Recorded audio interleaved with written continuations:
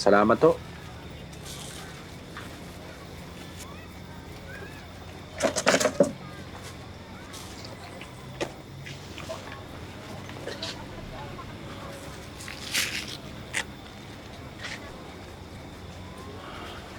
Tay, si nanay, kamusta?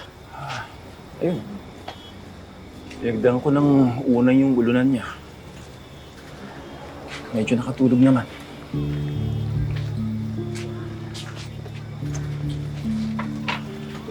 Alam mo, Lex, nag-aalala na talaga ako sa sitwasyon ng nanay mo. Tumitindi yung panginginig ng kamay niya. Tapos nahihirapan na siya tumayo mag-isa. Yung doktor na pinuntahan naman namin, walang malinaw na maisagot.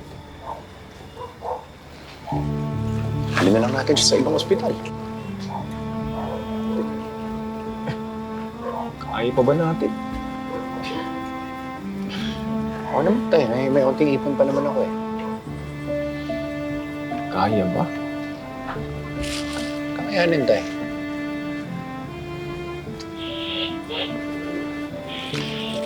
Kamusta nga pala yung pag-apply mo ng trabaho? May tumawag na ba? Sumasagot eh. Pero marami naman ako yung pinag-applyan.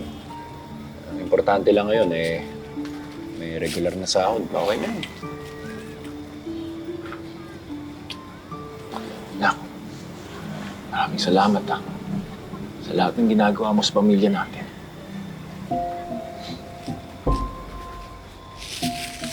Soft drinks ka muna tayo. Drama mo eh. Sa iyan eh. Siyempre, pamilya tayo eh. Tayo lang magtutulungan. Para kay nanay.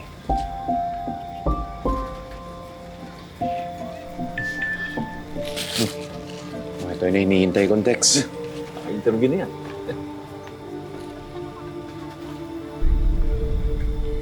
Si Aling Birna. Nalala mo yung kapitbahay natin sa Oriente natin.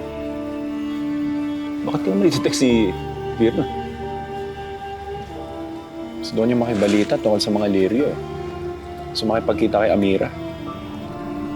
Bakit daw?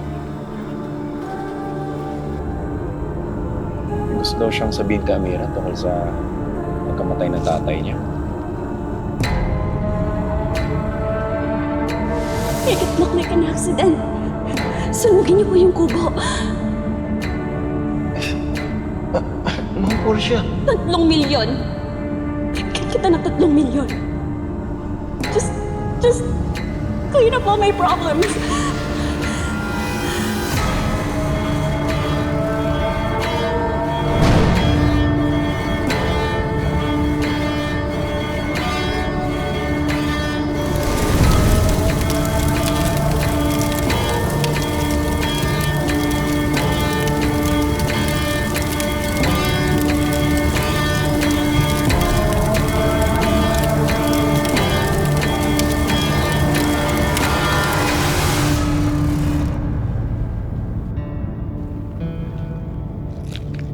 Tawagan ko lang si Amira tayo.